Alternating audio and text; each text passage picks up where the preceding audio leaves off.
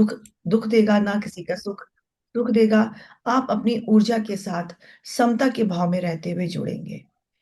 पाठ एक में हमने उनके जीवन परिचय के बारे में सुना, उनके माता पिता के जीवन परिचय के बारे में सुना, और उनका आध्यात्मिक जीवन पिछले कई जन्मों से चला आ रहा है उस बारे में भी हमने पढ़ा।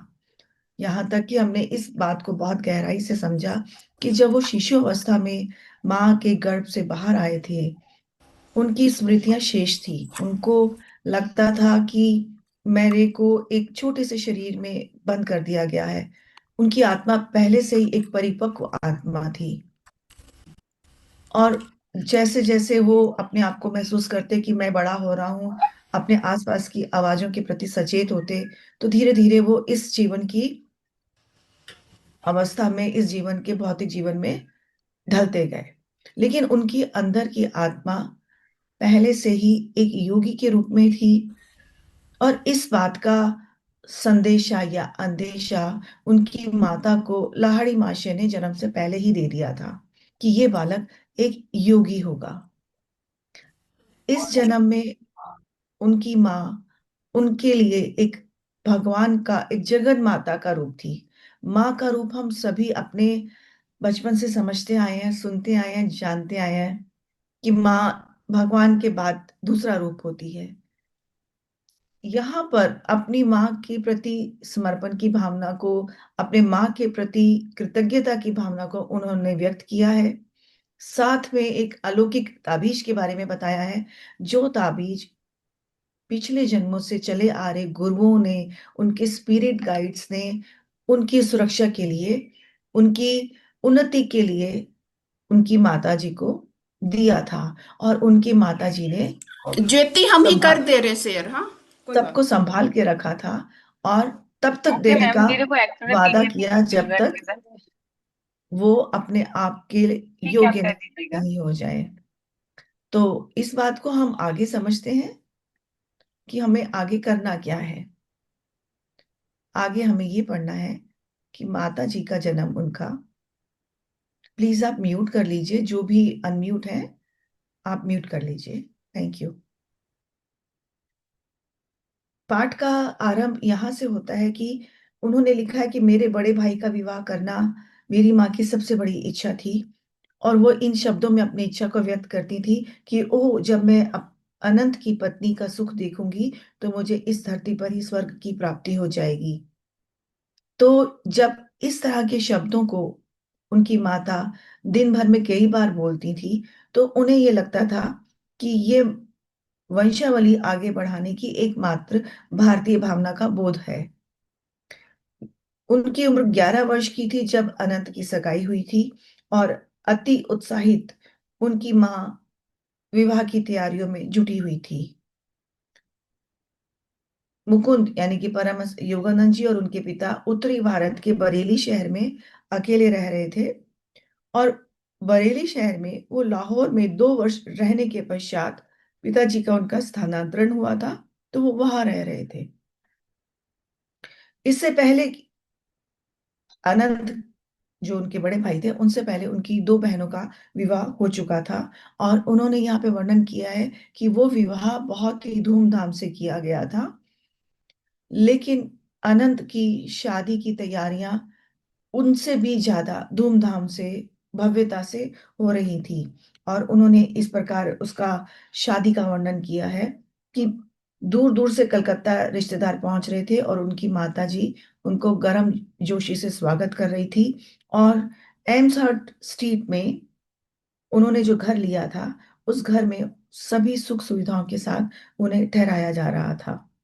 विभिन्न प्रकार के स्वादिष्ट व्यंजन और सजी हुई पालकी, जिसमें बैठकर अनंत अपनी होने वाली दुल्हन के घर जाते, रंग बिरंगी लाइटों की कतारें, बड़े बड़े गद्दे के हाथी ऊंट, अंग्रेजी, स्कॉटिश और भारतीय बैंड बाजे, आमोद प्रमोद के लिए विभिन्न वर्गों के पेशेवर गायक और नर्तक विवाह विधि को संपन्न कराने के लिए इकट्ठे हो रहे थे।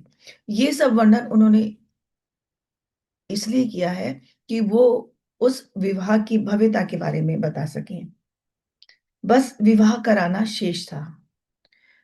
सभी लोग, घर के सदस्य बहुत उत्साहित थे, और उस उत्साह के साथ उस दिन का इंतजार कर रहे थे। तभी अचानक मुकुंद को एक सपना महसूस हुआ या एक आवाज महसूस हुई कि जब वो सो रहे थे, उनकी मच्छरदानी की फड़फड़ाहट से उनको महसूस हुआ, उनकी आंखें खुली तो उन्होंने देखा कि उनकी माता जी की छाया है। और वो धीरे से कह रही हैं कि चलो, जल्दी चलो, अगर आप मुझे अंतिम समय में देखना चाहते हैं तो सबसे पहली जो गाड़ी जाती है कलकत्ता, उस पे तैयार होकर आप घर पहुंचिए। मुकुंद को अपने इस विशेष अनुभव पर पूरी तरह से विश्वास था और उन्होंने ये कहा, उठते ही अपने पिताजी को उठाया रोते हुए, कि मुझे इस प्रकार का अनुभव हुआ है, चलिए, माता जी की तबीयत ठीक नहीं है, आप तुरंत चलिए। लेकिन पिताजी एक तार्किक स्वभाव के थे और उन्होंने कहा कि हम इसको बाहर, हम बाद में चलेंगे, चिंता की कोई बात नहीं है, ये तुम्हारे मन का भय है और तुम्हारी माँ बिल्कुल ठीक है। यदि कोई ऐसा कोई समाचार हमें मिलता भी है तो हम उस वक्त चल पड़ेंगे। तो मुकुंद ने उनको इंसिस्ट करते हुए, थोड़ा दबाव बनाते हुए कहा कि अगर अभी भी आप नहीं चले तो मैं आपको क्षमा नहीं कर पाऊंगा और अपने आप को भी क्षमा नहीं कर पाऊंगा। उसके बाद दोनों के बीच में थोड़ा सा तर्क हुआ और उसके बाद अगले दिन सुबह उन्हें संदेश मिला कि विवाह स्थगित है, माता जी की तबीयत ठीक नहीं है, तुरंत आइए। बस इतना समाचार सुनते ही वो लोग आगे तैयार होकर आगे बढ़ गए और उस गाड़ी के लिए तैयार हो गए। रास्ते में जहाँ स्टॉप पड़ता था वहां उनके चाचा मिले और उन्होंने पूछा कि माँ ठीक है, लेकिन उन्होंने कहा कि हाँ ठीक है। लेकिन वो बाल मन जिसके अंदर एक प्रबुद्ध आत्मा है, उसे पता था कि ये सही नहीं है, केवल मुझे एक दिलासा देने के लिए कहा जा रहा है। जैसे ही वो घर पहुंचे उन्हें एक संदेशा मिला कि माता जी चल बसी हैं। लेकिन जब इस तरह की बातें जब मन में आती हैं, हमें ये गहराई से समझने वाली बात है कि जब इस तरह की बातें हमारे मन में आती है तो हम चाहे कितने भी अपने आप को बहुत समझदार समझें या बहुत गहरा ज्ञानी समझें, एक बार तो मन निराश हो जाता है और उस निराशा की अवस्था में परमहंस योगानंद जी को भी सुसाइड करने का विचार आया। जो गाड़ी उन्हें रेल की पटरी से आती हुई दिखाई दे रही थी, एक पल के लिए उनके मन में आया कि वह इस गाड़ी के नीचे कूद जाएं, क्योंकि वो अपनी माँ से बेहद प्यार करते थे। उन्हें लगता था कि बिना माता के, बिना उनकी छत्र छाया के वो कैसे जी पाएंगे। लेकिन फिर उन्होंने अपने आप को संभालते हुए अपने आप को दिलासा दिया। जब घर पहुंचे और माँ के बारे में उन्हें पता चला तो बहुत दुखी हुआ, उनको बहुत परेशानी हुई। वो जब उनको ये समाचार मिला, वो निर्जीव होकर अचेतन से होते हुए धरती पर गिर पड़े और इस बहुत बड़े दुख को उन्हें अपने आप को संभालने में कई साल लगे। ये माँ के प्रति उनकी संवेदना ही नहीं थी, माँ के प्रति उनका समर्पण भाव था कि इस अवस्था में माता के चले जाने पर उन्हें लगा कि मेरे लिए संसार में और कोई इतना ध्यान रखने वाला या इतना करीब नहीं है जितनी मेरी माँ थी। और ये एक माँ की विशेषता है, चाहे वो किसी भी वर्ग की हो, किसी भी धर्म की हो, किसी भी वर्ण की हो और कहीं भी रहती हो, माँ तो केवल माँ होती है। वो अपने पूरे परिवार की धुरी होती है। धुरी का मतलब एक वो पॉइंट जहां पर पूरा परिवार आकर जुड़ता है और वो ही धुरी पूरे परिवार को बांधे रखती है। क्योंकि माँ का स्नेह, माँ का निस्वार्थ भावना, माँ का अपनापन, माँ का अपने बच्चों के प्रति दर्द, या अपने परिवार के सदस्यों के प्रति दर्द हर सदस्य महसूस करता है। एक कहावत भी है कि हर स्त्री में, यानी कि हर लड़की में एक माँ छिपी होती है। ये बात हम सब महसूस कर चुके हैं। हमने कहीं ना कहीं महसूस की भी होगी, जिन्होंने अभी तक नहीं की है, कि घर में अगर कोई नहीं होता तो घर की जो बड़ी लड़की होती है वो सब काम अपने आप करने लग जाती है जो उनकी माँ किया करती थी। अगर माँ कुछ समय के लिए बाहर जाती है और महसूस होता है कि घर के सदस्यों को जरूरत है, तो वो एक माँ के रूप को वहां पर पूरा करना शुरू कर देती है। जब उनकी माता का देहांत हो गया तो वो इतना बुरी तरह से रोते थे अपनी माँ के लिए, उनकी माँ की छवि को याद करते थे, और माँ की छवि को याद करके इतना व्यथित होते थे कि जगत माता ने उनको संदेश दिया कि मैं ही हूं जो तुम्हारी माँ के रूप में थी, मैं ही हूं जो पूरे संसार को पाल रही हूँ,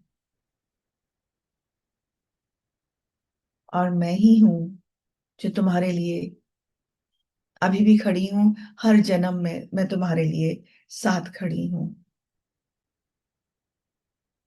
जब वो बहुत दुखी थे तो उनके मन में एक विचार आता था कि माँ तो है नहीं, मैं हिमालय चला जाता हूँ, वहां जाकर तपस्या करूंगा, वहां जाकर अपने मन को शांत करूंगा, अपनी व्यथा को शांत करूंगा।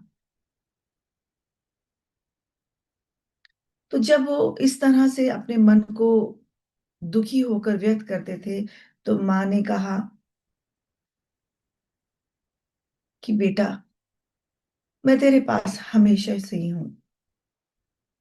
और जब वो हिमालय जाने की बात करते थे, और एक दिन उन्होंने अपने बड़े भाई अनंत को कहा कि मुझे हिमालय जाना है, तो इन्होंने वो बहुत सुंदर तरीके से लाइन लिखी है, इसको मैं उसी तरीके से पढ़ूंगी। मेरी इस अव्यवहारिक योजना को एक बच्चे की अपरिपक्वता पर हंसने की बजाय अनंत ने मेरा मजाक बनाने के लिए एक दूसरा सटीक तरीका अपनाया।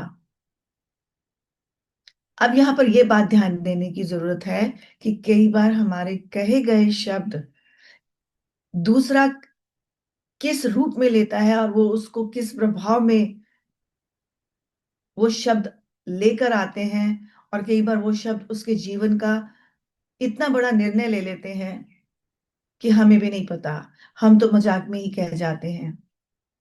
तो इस बात से ये समझ में आता है कि हमारे शब्दों में कितनी शक्ति होती है, और कई बार मजाक में कहे गए वाक्य भी सच हो जाते हैं, और कई बार मजाक में कहे गए वाक्य भी दूसरे को इतनी चोट पहुंचा जाते हैं कि वो कभी भी संभल नहीं पाता।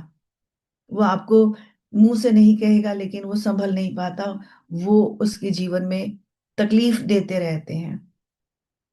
अगर हमें कुछ सीखना है इस पाठ से, तो हमें दो बातें सीखनी है जो बहुत ही महत्वपूर्ण है। एक तो माँ का सम्मान हर उम्र में, हर पल में, हर जन्म में अतुलनीय होता है। तो अपना जो रूप है, माँ का रूप है, हमें वो बहुत संजीदगी से निभाना है, कहीं भी लापरवाही नहीं करनी, और ये सोचना है कि अगर मुझे माँ का रूप मिला है और मैं माँ बनकर पूर्ण हुई हूं, तो उस जगत माता की शक्ति मेरे अंदर है, और वही शक्ति मुझे मेरे बच्चों को बड़ा करने के लिए, पालने के लिए मार्गदर्शन कर रही है। दूसरा, हमें अपने शब्दों की शक्ति को ध्यान में देना है। कई बार खुद हम गुस्से में अपने शब्दों को ध्यान ना देते हुए बच्चों को गलत अर्थ के साथ गलत शब्द बोल जाते हैं, और बच्चे हमेशा माँ से यही उम्मीद करते हैं कि कम से कम माँ से तो सहानुभूति पूर्ण शब्द आएंगे, क्योंकि वो जब बाहर समाज में जीना शुरू करते हैं तो कहीं उनको वो सहानुभूति नहीं मिलती जो माँ से मिलती है। तो अपने शब्दों को इस तरीके से ध्यान में लाते हुए अपने बच्चों के साथ बोलना है कि वो शब्द बच्चों के दिमाग में अटक नहीं जाए। जब ये मैंने किताब पढ़ी तब मुझे मेरे बेटे के कहे हुए शब्द याद आए, जो उसने कहा कि मम्मी आप बचपन में हमें ऐसे कहती थी कि अगर पढ़ेगा नहीं तो चाय का ठेला खोलेगा। तो मैं हंस भी पड़ी और दुख भी हुआ कि बच्चे ने इस बात को अभी तक याद रखा है। मैं उसको बोलती थी कि बेटा पढ़ लो, नहीं तो चाय की दुकान लगानी पड़ेगी। तो ये बात मेरे मजाक के कहे गए शब्द थे और उनको मोटिवेट करने के लिए कहे गए थे, लेकिन बच्चों ने उस मेरे बेटे ने उस चीज को एक तकलीफ की तरह अपने अंदर रखा। इसी तरह से मेरी बेटी जब बहुत छोटी थी, शायद वो 5 या 6 साल की थी, उसको मुझ पर बहुत प्यार आता था। वो कहती है कि मम्मी आपके अंदर से राजमा की खुशबू आती थी और वो मुझसे बहुत लिपटा करती थी। और मुझे लगता था कि अगर इस लिपटने की इस आदत को अगर मैंने कंट्रोल नहीं किया तो बच्चा संभल नहीं पाएगा। तो मैं उसको दूर कर देती थी कि नहीं, मुझसे दूर रहो। आज मेरा बेटी इतने सालों के साथ, इतनी बड़ी होने के बाद भी वो बोलती है कि मम्मी मैं तो आपको प्यार करने आती थी और आप मुझे पीछे कर देती थी। आप ऐसा क्यों करती थी? मुझे तो आप अच्छे लगते थे और आप मुझे पीछे कर देती थी। अब ये दो बहुत छोटी छोटी बातें हैं, लेकिन बच्चे, दोनों बच्चों के दिमाग में अलग अलग तरीके से एक दुख, बेटी को दुख है कि माँ मुझे अलग कर देती थी, बेटे को दुख है कि मम्मी बोलती थी चाय का ठेला लगाना पड़ेगा।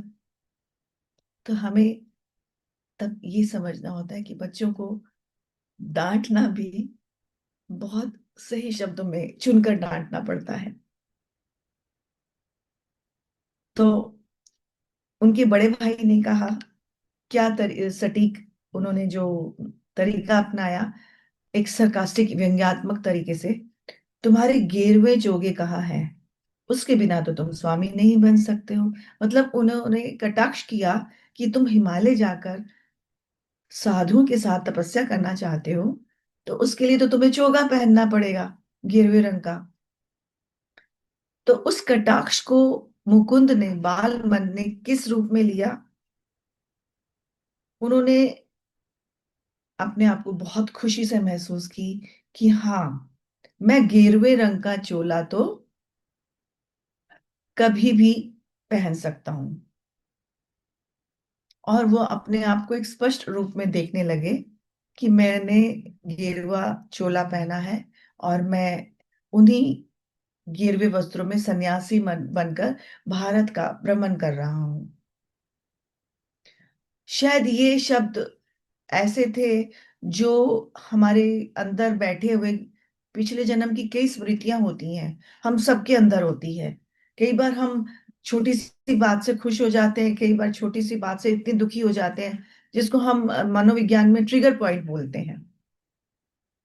अगर आप काउंसलिंग की पढ़ाई करते हैं तो उसमें एक एक शब्द, एक लाइन, एक वाक्य आता है, ट्रिगर पॉइंट। यानी कि आप, एक ऐसी बात जो आपके अंदर के दर्द को जगा देती है या आपके पिछले जन्म की स्मृतियों को वापस ले आती है। और कभी कभी आप उससे अपने जीवन का रास्ता खोज लेते हैं, कभी कभी आप उससे और ज्यादा हीन भावना में आ जाते हैं। ये निर्भर करता है कि आप, वो शब्द आपके कौन से ट्रिगर पॉइंट को जगा रहे हैं।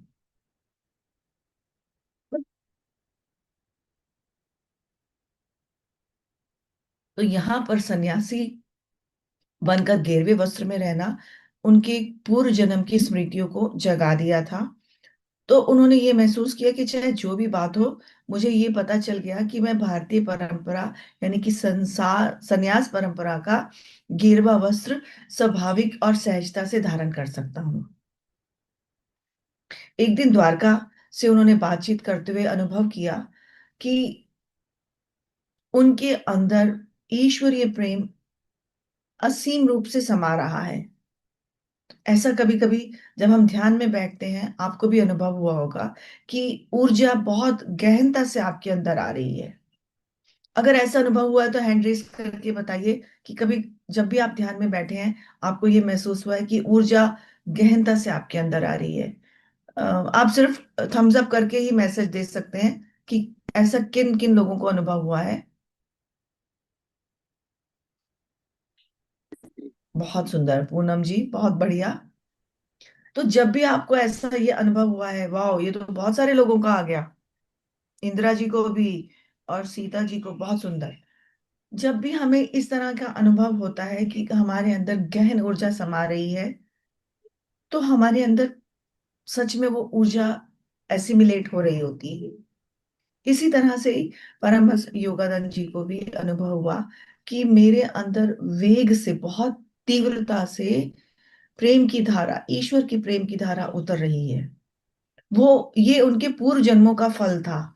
ये उनके पूर्व जन्मों की यात्रा थी, जिस यात्रा ने उनको इस जन्म में भी सहायता की। अगर आज हम इस अवस्था में हैं, इस ध्यान में हैं, तो ये हम सबको पता है कि हम पिछले कई जन्मों में ध्यान, पूजा, पाठ, तप करते हुए आगे बढ़े हैं। तभी इस जन्म में हमारे पास ध्यान आया है। अचानक एक और पितामह का एक वीडियो में जिन्होंने कहा कि अगर आप ड्राइविंग सीखते हैं और वो आप जल्दी चलाना सीख लेते हैं, तो इसका मतलब ये नहीं कि आपने उसी वक्त सीख लिया। आपके डीएनए में वो ड्राइविंग की स्किल शामिल है। आप पिछले कई जन्मों में ड्राइविंग करते हुए आए हैं। तो आपकी बस उस चीज को, उस धूल को वहां से हटा के पॉलिश कर दिया गया। इसी तरह से यही उनके मन में भी था कि वो प्रेम की धारा, ईश्वरीय प्रेम की धारा उनके अंदर बह रही थी, क्योंकि पिछले कई जन्मों से उन्होंने तपस्या की है। ऐसा हमने पहली पाठ में भी पढ़ा कि जब वो बहुत ही बाल्य अवस्था में थे, उन्हें महसूस होता था कि वो हिमालय में तपस्वी हैं या तपस्या कर रहे हैं। ये उसी का परिणाम था कि उन्हें ये महसूस हुआ। उसके बाद जब उन्होंने बताया कि मुझे ये ऐसा महसूस हो रहा है, बाकी लोग इतनी ऊर्जा की अवस्था में नहीं थे कि वो उस बात को उतनी गहराई से समझ पाते, और उन्होंने इस बात को पे विशेष ध्यान नहीं दिया। लेकिन परमहंस योगानंद जी, मुकुंद, अपने आप को पूरी तरह से सुन रहे थे, क्योंकि उनकी आत्मा उसको, उनको वो प्रेरणा दे रही थी, वो संदेश दे रही थी। जब उनके अंदर ऐसा महसूस होने लगा, तो उन्होंने हिमालय की तलहटी में, नैनीताल में जाने का निश्चय किया, या उसकी तरफ वो भाग गए। तब उनके बड़े भाई अनंत ने बहुत ही दृढ़ संकल्प के साथ उनका पीछा किया और उन्हें वहां से वापस ले आए, और उन्हें घर में रहने की एक आज्ञा दी गई कि तुम अब कहीं बाहर नहीं जाओगे। दरअसल घर के सदस्य उन्हें एक साधारण जीवन जीने के लिए रोकते थे, और उनका योगी मन योग और तपस्या और ईश्वर की तरफ भागता था। इस बात के उदाहरण से हम एक चीज समझ सकते हैं कि कई बार किसी बच्चे के मन में कुछ बनने की बहुत ही इच्छा होती है कि नहीं, मुझे तो यही बनना है, मुझे तो यही बनना है। मान लीजिए क्रिकेटर बनने की इच्छा है, बाकी सारे घर के सदस्य अलग अलग कारणों से उसको रोकते हैं। पिता को होगा कि ये महंगा खेल है, माँ को होगा कि अगर पढ़ेगा नहीं तो नौकरी कैसे करेगा। अलग अलग कारण से जो तार्किक बुद्धि चलेगी, वो उसको रोकेगी। लेकिन उसके मन में तो है, एक धुन है कि मुझे क्रिकेटर बनना है।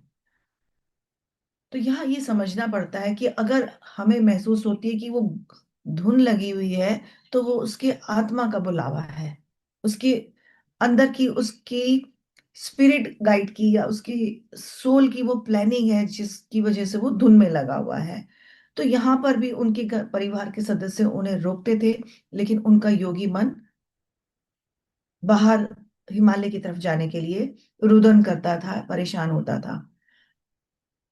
उनके घर के आंगन में या घर के पास जो परिजात का वृक्ष था, उनके सुंदर फूल उसको बहुत पसंद थे, और वो वहां बैठकर अपनी माँ को भी याद करते थे।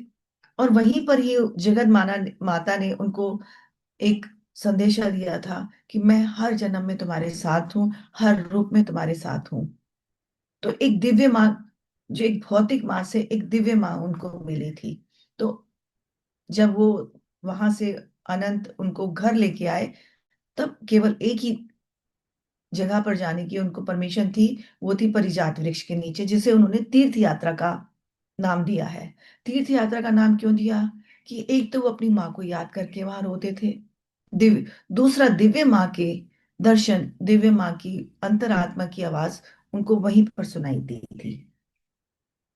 मेरा मानव माता और दूसरी जगत माता दिव्य माँ, दोनों को ही वो वहां पर याद करते थे।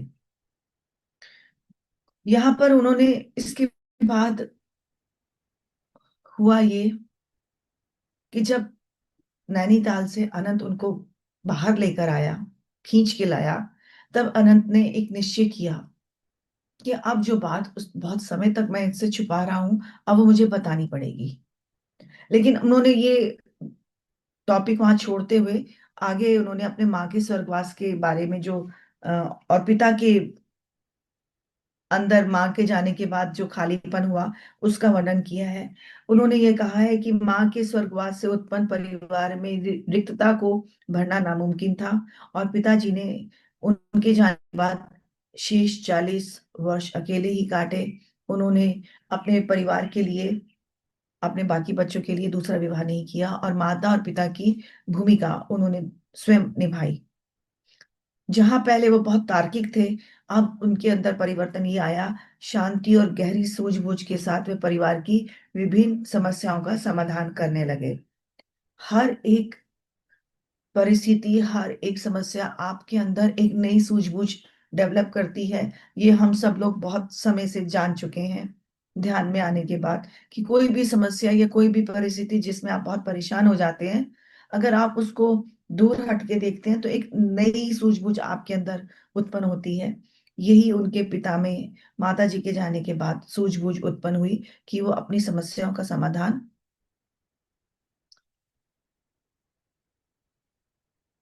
परिवार की समस्या का समाधान शांति से करने लगे। ऑफिस से घर आने के बाद वे अपने कमरे में जाते और योग क्रिया का अभ्यास करते। अपने पिता की इस तरह की स्थिति को देखकर उन्होंने एक परिचारिका को उनके लिए रखने का निर्णय किया, लेकिन उन्होंने उसे मना कर दिया, और एक लाइन बोली जो बहुत गहरी और दुख और शांति दोनों को व्यक्त करती है, कि तुम्हारी माँ के साथ ही मेरी सेवा का अंत हो गया। यानी कि उनकी माता जी परिवार के बच्चों को संभालने के साथ साथ उनके पिता की भी सेवा करती थी।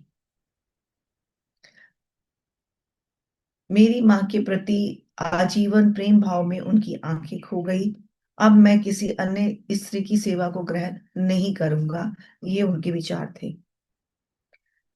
इसके बाद उन्होंने आगे वही बात लिखी है, वो जहां हमने पीछे से छोड़ा था, कि आनंद ने एक निश्चय किया था कि उनको, जो बहुत समय से वो बात छुपा रहा है, अब वो सही समय है कि उसे बता देना चाहिए।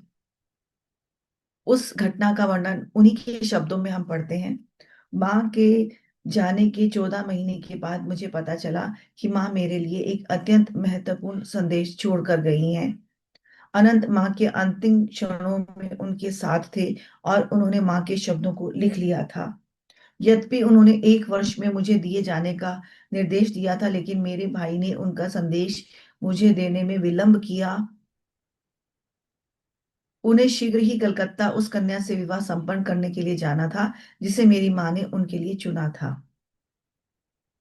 एक शाम को अनंत ने मुकुंद को अपने पास बुलाया और कहा, मुकुंद, जो मैं समाचार तुम्हें देना जा रहा हूं, ये मैं बहुत समय से आनाकानी कर रहा था देने के लिए। और उन्होंने अपना पक्ष स्पष्ट किया कि मैं क्यों आनाकानी कर रहा था। मुझे भय था कि इससे तुम्हारी गृह त्यागने की इच्छा को बल मिलेगा, लेकिन अब तुम वैसे भी एक मजबूत ईश्वर प्रेम से ओतप्रोत हो। और जब मैंने तुम्हें हिमालय जाते हुए पकड़ा, तब मैंने एक अंतिम निश्चित संकल्प कर लिया कि अब मैं तुम्हें किसी भी परिस्थिति में ये पवित्र वचन निभाने में देरी नहीं करूंगा। मेरे भाई ने मुझे एक छोटा सा ताबीज पकड़वाया, बॉक्स पकड़ाया, और उस बॉक्स में माँ का संदेश था। उसमें क्या संदेश था वो उसी शब्दों में पढ़ेंगे। मेरे प्रिय पुत्र मुकुंद, इन शब्दों को तुम मेरा अंतिम आशीर्वाद समझना। अब समय आ गया है जब मुझे तुम्हारे जन्म के बाद घटने वाली घटना और अलौकिक घटनाओं को तुम्हें बता देना चाहिए। तुम मेरी गोद में एक छोटे से शिशु थे, और मुझे तुम्हारे भविष्य के मार्ग के बारे में पता चल गया था। मुझे ये बात मेरे गुरु ने बताई। भक्तों से भरी भीड़ की ओट में मैं ध्यान मुद्रा में तुम्हें अपनी गोदी में लेकर बैठी थी, और वहां तुम्हें थपथपाते हुए मन ही मन प्रार्थना कर रही थी कि महान गुरु का ध्यान तुम पर जाए और वे अपने आशीर्वाद से तुम्हारा कल्याण करें। जैसे ही मैं अपने अंदर उस प्रार्थना को और गहराई से करती गई, मैंने देखा कि मेरे गुरु ने अपने नेत्र खोले और मुझे अपने पास आने का संकेत दिया। वो जब अपने गुरु के चरणों में गई और उन्होंने मुकुंद का से माथा उनके चरणों में रखा,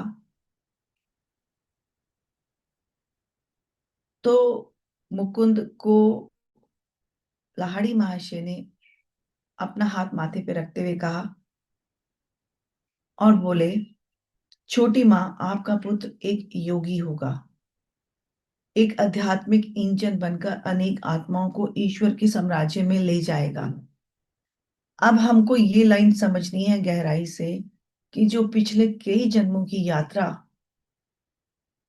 उनकी चल रही थी, उस यात्रा में उन्होंने योगी बनकर एक इंजन के रूप में अपनी यात्रा को स्वीकार किया, अपने आप को इतना ऊंचा उठाया उस प्रभु की इच्छा के, उस प्रभु की भक्ति में, कि वो एक गुरु की तरह बन गए। लेकिन यहाँ पर लाहिड़ी महाशय के शब्दों को हम फिर से पढ़ेंगे कि एक आध्यात्मिक इंजन बनकर अनेक आत्माओं को ईश्वर के साम्राज्य में लेकर जाएगा। और एक गुरु यही काम करता है कि वो उन अपने शिष्यों को, अपने भक्तों को गुरु ईश्वर के पास ले जाता है। गुरु गोविंद दोऊ खड़े काके लागू पाए, बलिहारी गुरु आपने जिस दिए, गु, कौन मिलाए? उस भगवान को मिलाकर दे दिया, उस गोविंद को, उस आत्मा को मिलाया। सर्वज्ञानी गुरु ने मेरे अंतर मन की मुक्त प्रार्थना स्वीकार की और मेरा मन आनंद से भर गया। तुम्हारे जन्म से कुछ समय पहले ही उन्होंने मुझे बताया था कि तुम उनके ही मार्ग पर चलोगे।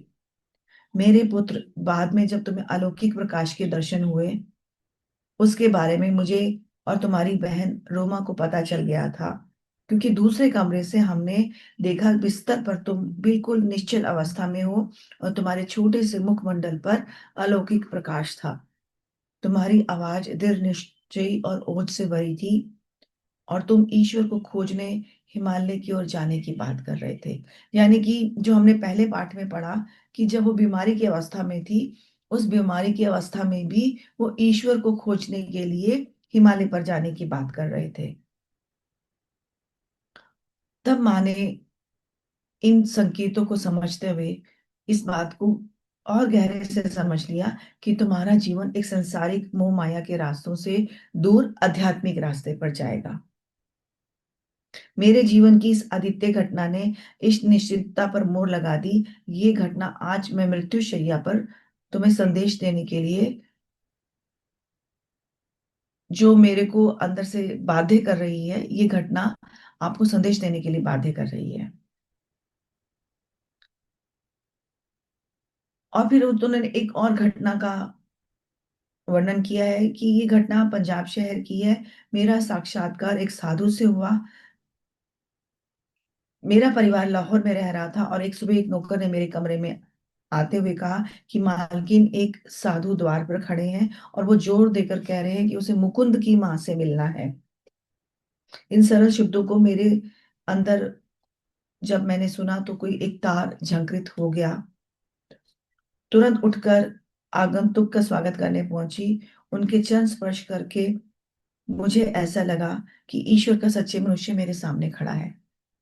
इस बात को हम सभी जानते हैं ध्यान में रहकर, कि जब आपके अंदर बहुत सत्यता या बहुत ही पवित्रता होती है, या सहज सरल प्रेम बह रहा होता है, तो जो भी आपके ऑरा में आता है वो भी उन भावनाओं को ग्रहण करता है। कई बार आपने देखा होगा कि आपके पास कोई आता है तो आपको बहुत अच्छा लगता है, और कई बार कोई आपके पास आता है तो आपका मन करता है इसको दूर भगाओ। ये वही बात का उन्होंने यहाँ पर बोला है, कि उनका ऑरा इतना पवित्र था कि जब उस ऑरा के बीच में मुकुंद की माँ ने उनके पैर छुए, तो उन्हें महसूस हुआ कि वह भी एक ईश्वर के सच्चे मनुष्य से मिल रही हैं, और वो ईश्वर के जो सच्चा प्रेम है वो भी उनको महसूस हुआ। उन्होंने कहा कि महान गुरुजन आपको बताना चाहते हैं कि इस पृथ्वी पर आपका वास ज्यादा दिन तक नहीं रहेगा, और आपकी अगली बीमारी आखिरी बीमारी होगी। यानी कि हमने कल सुना था कि जहाँ योगी होते हैं वो योगियों के घर में ही जन्म लेते हैं।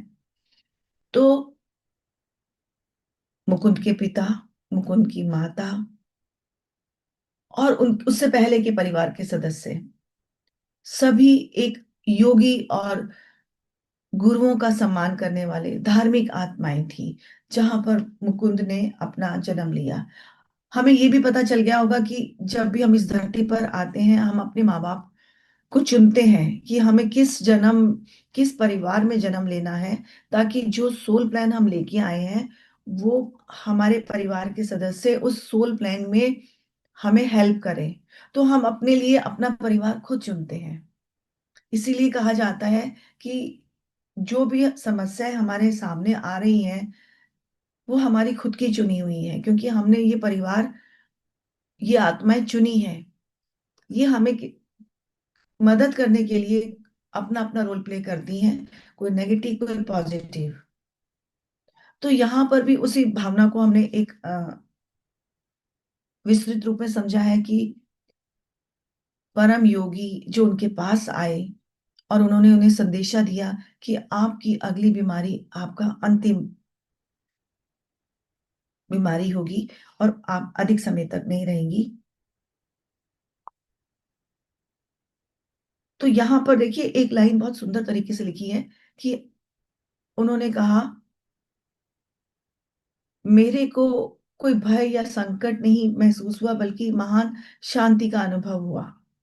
ये भी एक योगी ही कर सकता है। उनकी माँ भी स्त्री रूप में एक बहुत बड़ी योगिनी, बहुत बड़ी परिपक्व आत्मा थी, और उन्होंने ये कहा, जो गुरु आए थे, जो साधु आए थे, आपको एक चांदी का ताबीज आपके पास अमानत के तौर पर दिया जाएगा। मैं इसे आपको आज नहीं दूंगा, मेरी सत्यता कल प्रमाणित होगी। जब आप कल ध्यान कर रही होंगी, आपके हाथों में वे मूर्त रूप धारण कर लेगा।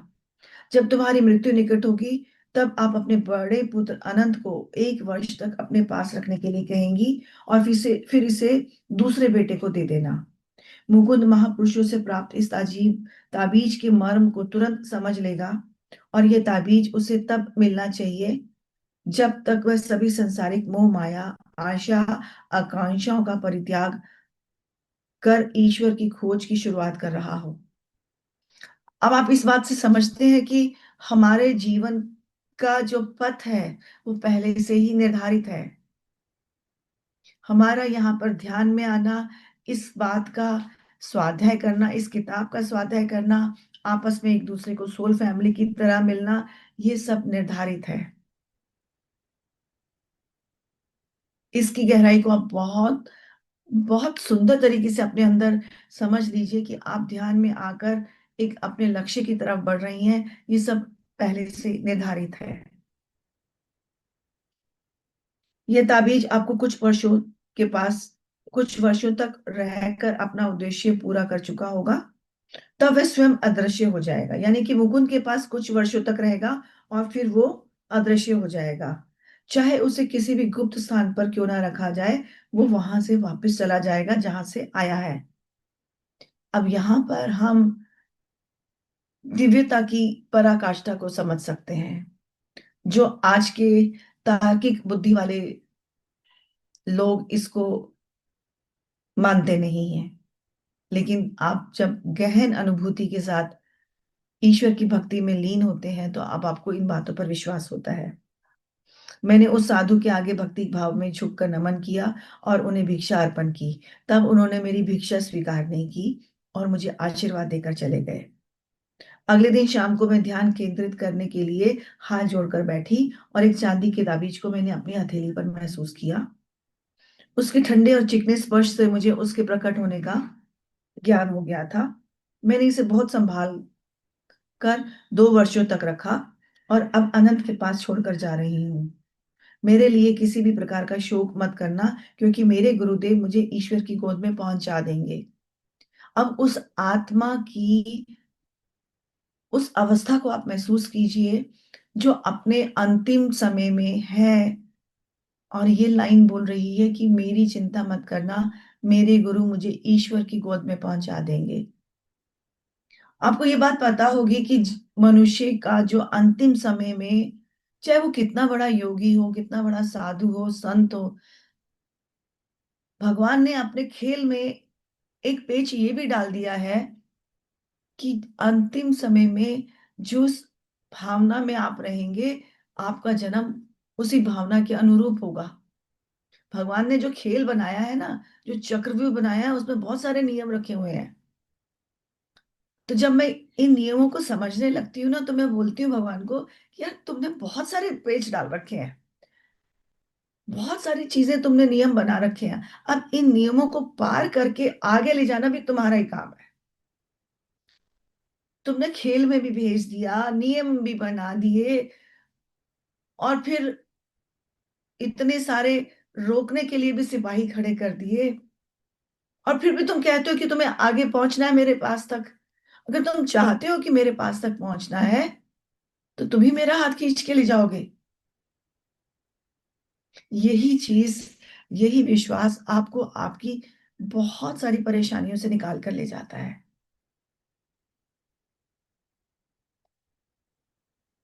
इसमें आगे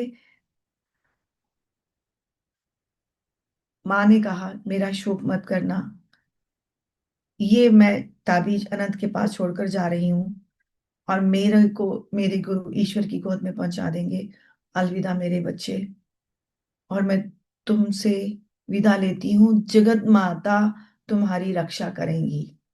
देखिए, माँ का जो आशीर्वाद था, जगत माता तुम्हारी रक्षा करेंगी, तो वो बालक जब रो रहा था माँ के लिए, तो जगत माता ने ही आकर कहा कि उस दिव्य रूप में, माँ के रूप में भी मैं ही हूँ, इस दिव्य रूप में मैं ही हूँ, और कई जन्मों तक जो मैंने तुम्हारी रक्षा की है उसमें भी मैं ही हूँ। ताबीज मेरे हाथ में आते ही उसके प्रकाश ने मुझे चारों तरफ से प्रकाशित कर दिया।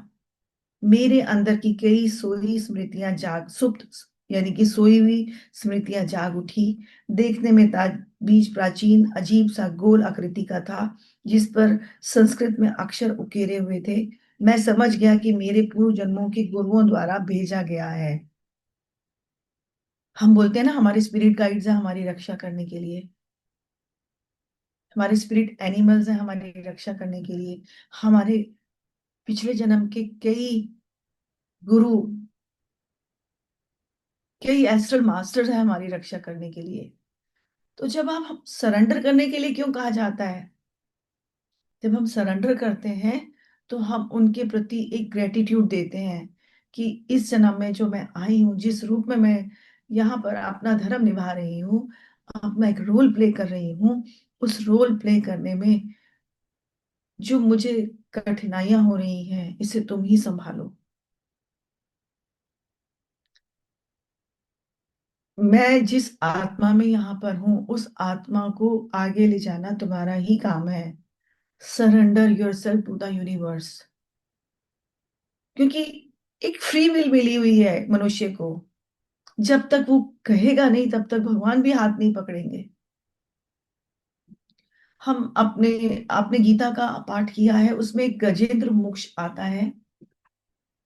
गजेंद्र नाम के हाथी जब पानी पी रहे थे तो मगर मगर के रूप में उनको खाने के लिए जब मगरमच्छ आया, युद्ध हुआ, हार कर हाथी ने अपने आप को समर्पण कर दिया कि भगवान तुम ही संभालो, मैं अपने आप को नहीं बचा पा रहा, मुझे बचा लो।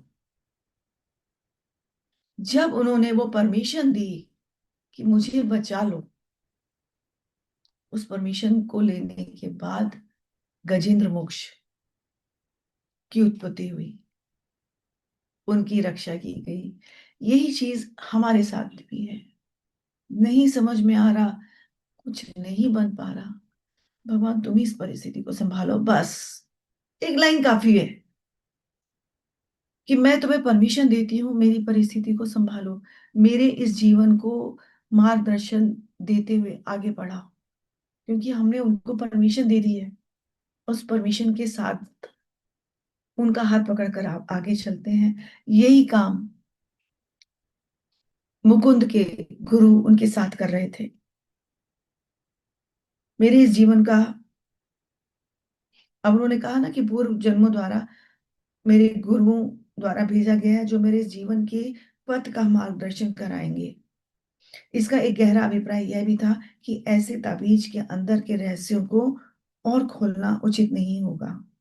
यानी कि उन्होंने और भी इसके अंदर के रहस्य हैं जो उनको महसूस हुए, लेकिन उन्होंने इतनी ही बात कहकर खत्म कर दिया।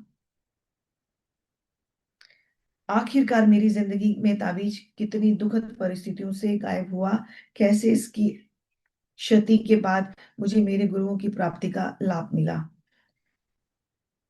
ठीक है, उसके बाद उन्होंने बोला कि इससे आगे और उन्होंने वर्णन नहीं किया। बोलते हैं ना कि एक बात को छोड़कर, एक गहरी बात छोड़कर आपको क्वेश्चन मार्क में डाल दिया जाता है कि अब आप आगे बढ़ो।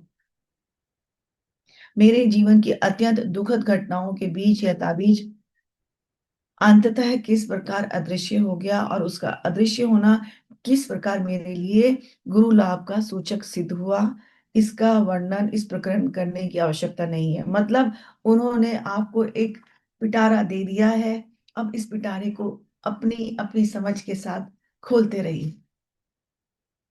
लेकिन उन्होंने कहा कि इसके जाने के बाद एक छोटा बालक जो हिमालय तक पहुंचने के अपने प्रयासों में नाकाम रहा, एक वह प्रतिदिन अपने ताबीज के पंखों पर सवार दूर दूर की यात्राएं कर रहा था। ये लाइन मुझे बहुत अट्रैक्ट करती है। वह बालक ताबीज के पंखों पर सवार होकर प्रतिदिन दूर दूर की यात्राएं कर लेता था। इस लाइन को कोई और मुझे समझाना चाहेगा? पूरे 3 बजे खत्म हुआ, वाह। मैं इस लाइन को आप लोगों से सुनना चाहूंगी। प्लीज हैंड रेज करके इस लाइन को थोड़ा एक्सप्लेन कीजिए, कौन करना चाहेगा?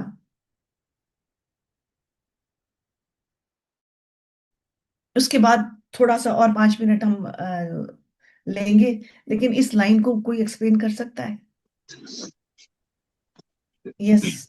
आत्मबंधन में आत्मबंधन जी।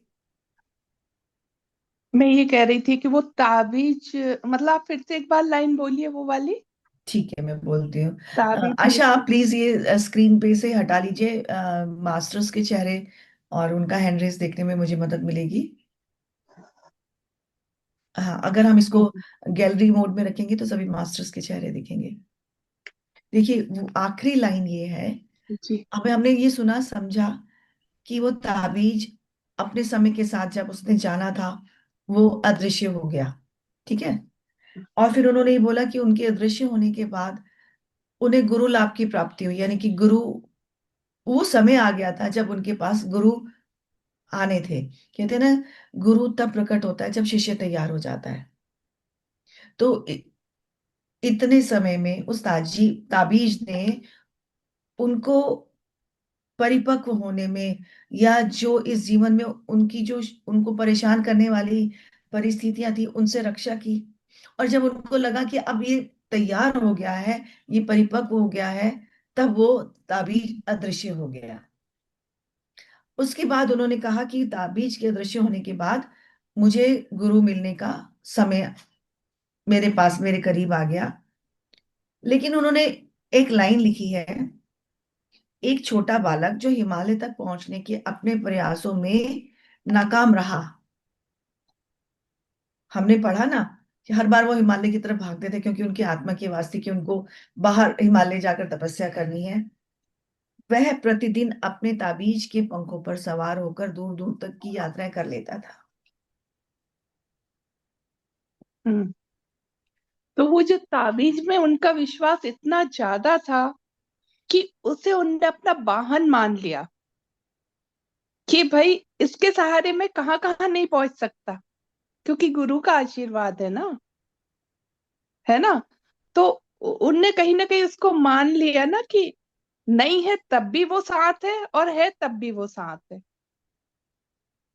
है ना। वो ताबीज के रूप में, दृश्य अदृश्य दोनों रूप में वो उनके साथ है, क्योंकि अंतर मन की आवाज बहुत मजबूत होती है। उनने मान लिया ना कि मेरा गुरु मेरे साथ है, इसीलिए उनने वो लाइन लिखी है कि वो मेरे साथ था ताबीज रूपी पंख। बहुत सुंदर, बहुत सुंदर। कोई है ना, और वो इसको? उनने उस पंख को ही उनने सब कुछ मान लिया, क्योंकि आप एक कण को भी अगर समझ लो कि ये ईश्वरीय पावर है इस कण में, तो वो आपको कहाँ से कहाँ पहुंचा देगी, क्योंकि वो कण कण नहीं है, वो आपकी आत्मविश्वास है, आपकी इनर आवाज है, आपकी आपका विश्वास है। विश्वास में ही तो पावर है, किसी चीज में कोई पावर नहीं होती। वो ताबीज विश्वास था। बहुत सुंदर, बहुत मुझे तो सुंदर। यही समझ आया, जो आपकी बात मैं सुन रही थी, खाना खाते खाते मैंने इसे ऑन कर लिया था। मैंने यार रोज मैं रह जाती हूँ, इसको थोड़ा लेट हो जाती हूँ, आज मैं ऑन करती हूँ, फिर खाना भी खाती जाऊंगी और सुनती भी जाऊंगी। तो मुझे बार बार आपकी एक लाइन आ रही थी कि ताबीज रूपी पंख, ताबीज रूपी पंख। तो मेरे मन में क्या आया कि हम लोग जब इस लाइन में आए हैं ध्यान में, तो हमें भी तो ध्यान रूपी पंख मिल गए ना। अब आप उड़ो जितना उड़ना है, बहुत सुंदर, अब आप परफेक्ट। उड़ो जितना उड़ना है, आपको तो इतने मजबूत पंख दिए हैं, कोई भटकाना भी चाहे तो आप नहीं भटकोगे, क्योंकि आपको बार बार वहीं जाना है। सैकड़ों लोग आपको डिमोटिवेट कर रहे हैं, लेकिन आप फिर वहीं भागोगे, क्योंकि आप चुन के आए हो कि मुझे ये करना है। तो डिवाइन भी तो आपको वहीं ले जाएगी, बार बार खड़ा करेगी, बार बार खड़ा करेगी उसी जगह।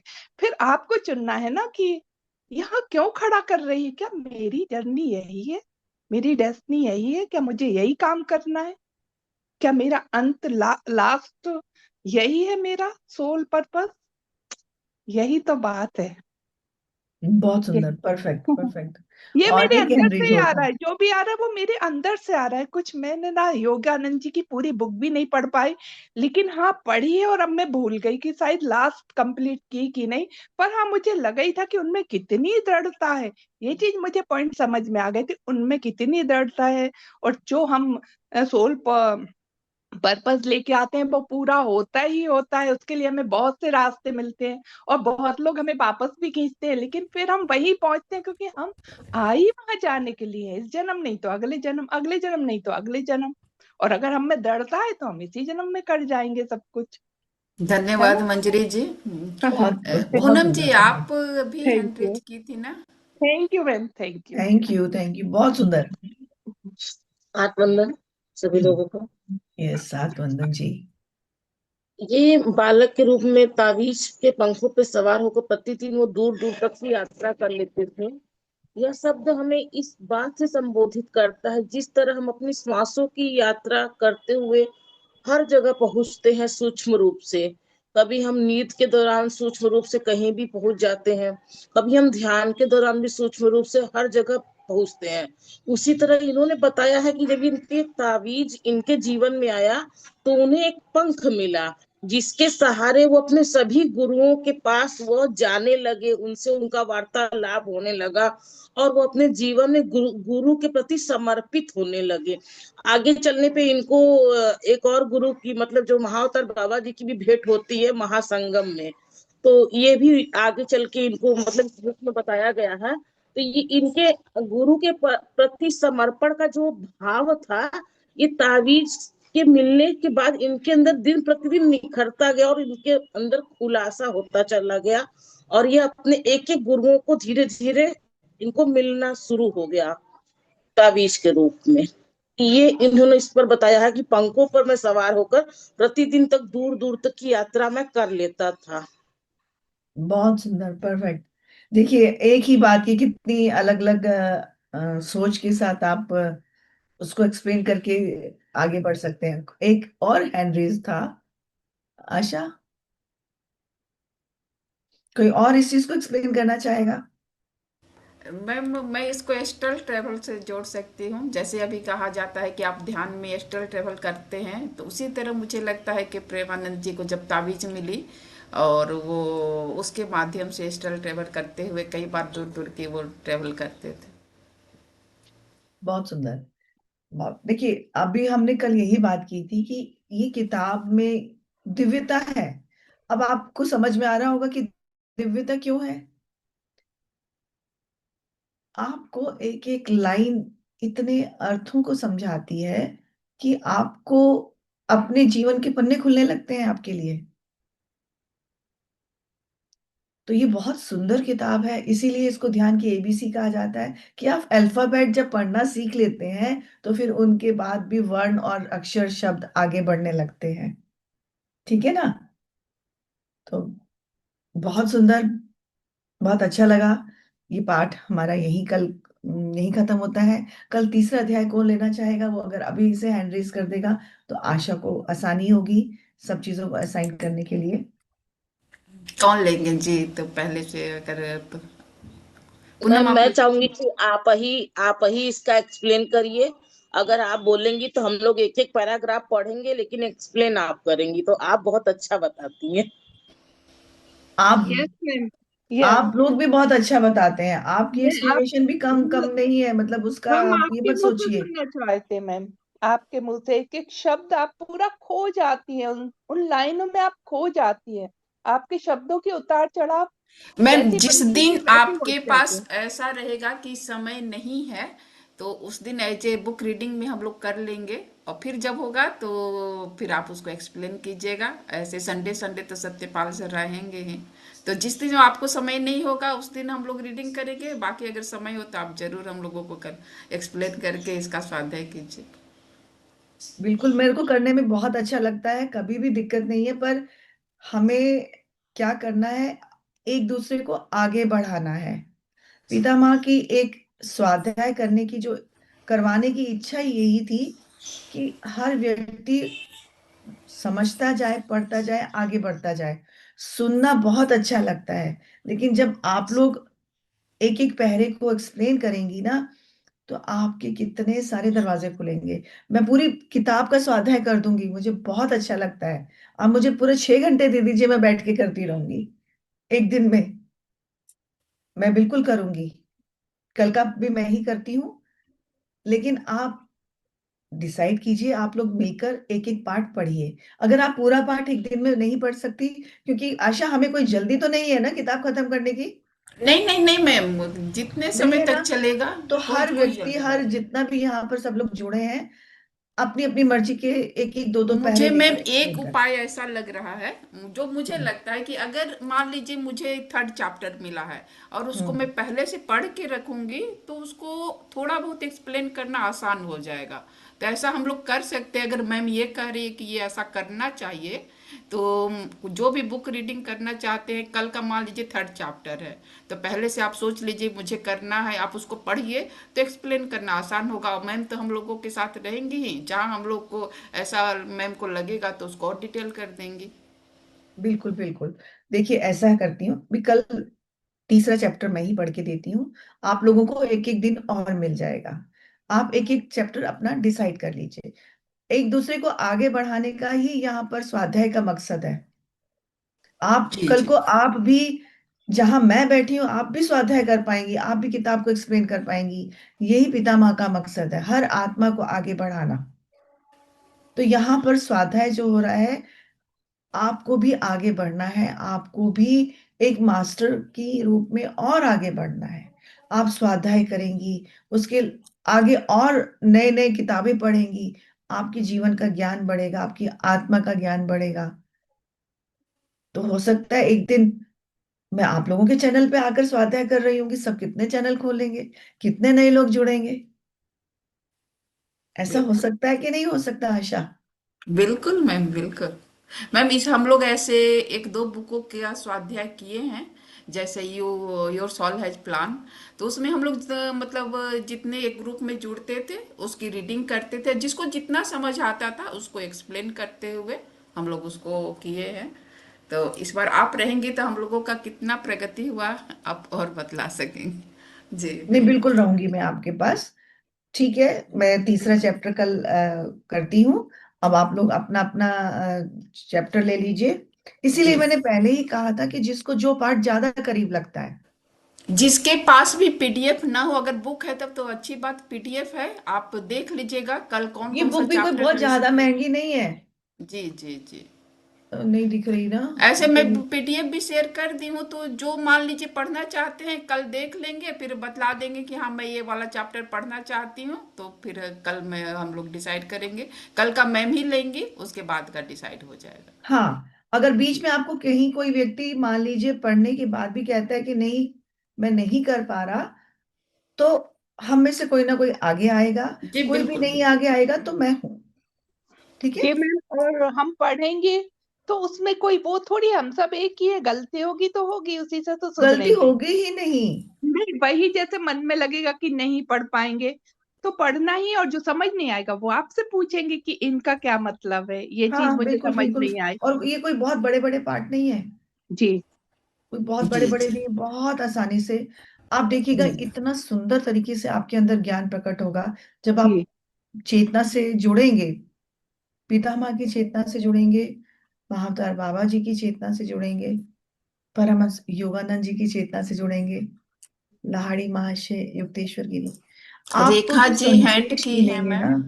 आपको रेखा पता जी ही नहीं भी हैं। चलेगा कितने सुंदर संदेश मिलते हैं। यस जी रेखा जी।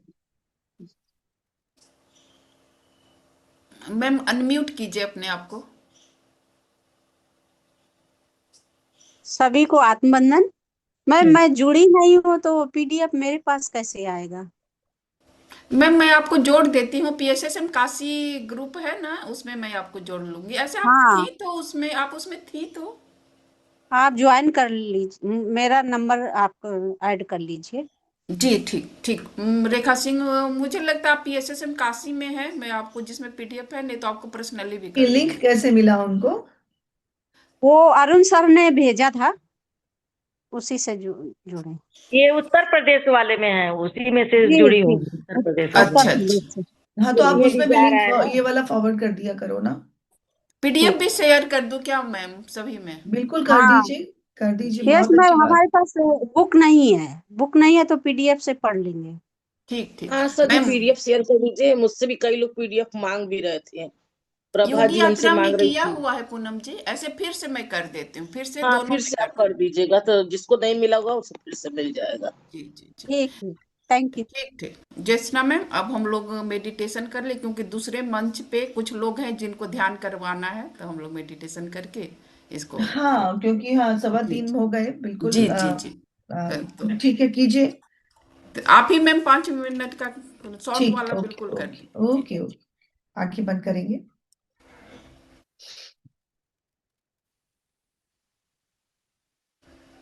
एकदम शांत होते हुए, अभी तक हमने जितने भी विचारों को सुना समझा, उन सभी विचारों को आत्मसात करते हुए ध्यान की अवस्था में बिल्कुल सहज हो जाएंगे, आलती पालती मारकर बैठते हुए।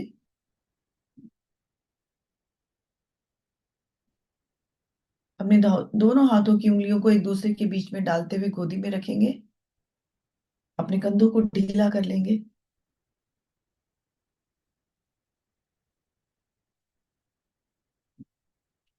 बहुत शांत।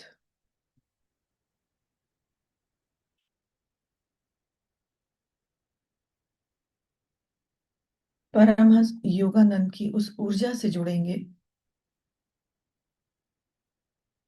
जो उन्हें हिमालय की तरफ ले जाने को प्रेरित करती थी। उन गुरुओं के मार्गदर्शन की ऊर्जा से जुड़ेंगे जिन्होंने उन परिस्थितियों से निकलने में उस आत्मा की मदद की, और वो आत्मा अपनी योगी बनने की यात्रा की तरफ लगातार बढ़ती रही। उन गुरुओं के मार्गदर्शन को बहुत सारी कृतज्ञता, ग्रेटिट्यूड देंगे।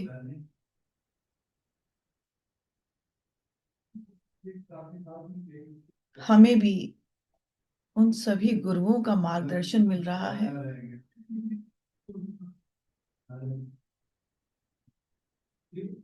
हमारे जीवन की इस धरती पर, इस जीवन की इस गाड़ी को इंजन बनकर परमहंस योगानंद और उनके गुरु ही ईश्वर के साम्राज्य में लेकर जाएंगे।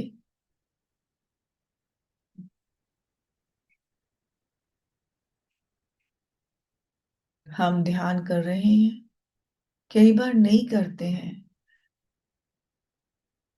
और कई बार ध्यान करने बैठते हैं तो हमें किसी न किसी कारणवश उठा दिया जाता है, चाहे वो फोन का हो या अचानक कोई काम आ जाना। उन सभी अवरोधों को हटा दीजिए। हमारे ध्यान करने की उस परीक्षा को आप ही पास कराएंगे।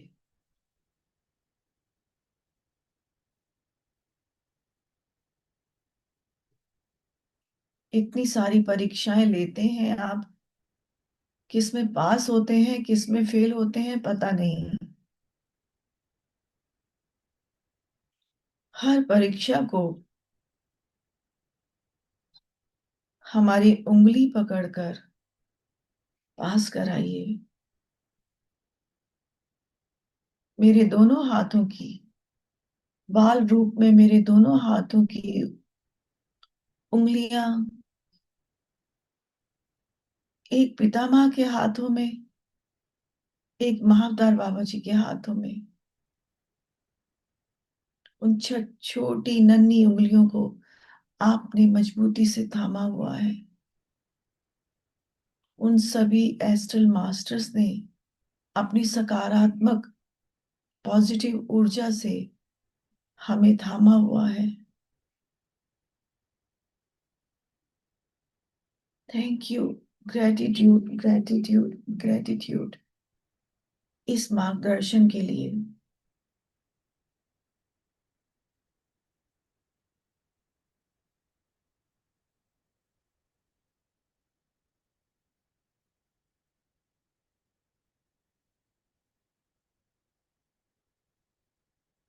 अपनी दिव्यता में हमको समा लेने के लिए,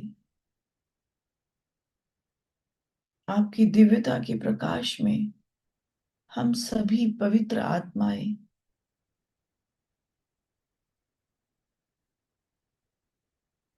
समाती जा रही हैं। Thank you, thank you, thank you इस पवित्र ऊर्जा के लिए जो हमारे चारों तरफ सुरक्षा कवच बनकर हमेशा रहती है। यही सुरक्षा कवच मेरे परिवार के चारों तरफ भी है। मेरा पूरा परिवार आपके द्वारा दिए गए सुरक्षा कवच में पूरी तरह से सुरक्षित है। मेरे आसपास के लोग वो सभी इस सुरक्षा कवच में सुरक्षित हैं। मेरा शहर, मेरा देश,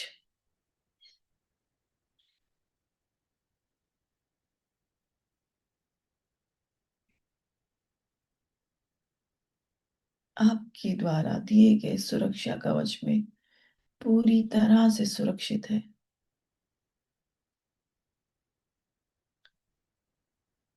इस सुरक्षा के लिए बहुत बहुत धन्यवाद।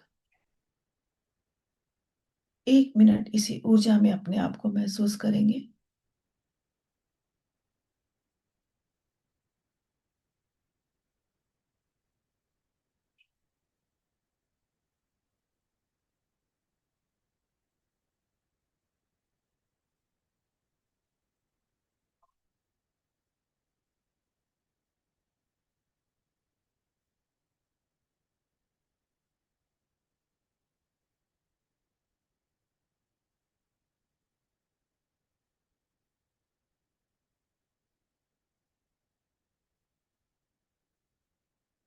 Thank you, thank you, thank you.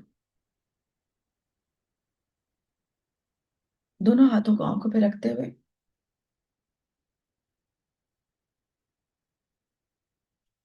5 4 3 2 1 0।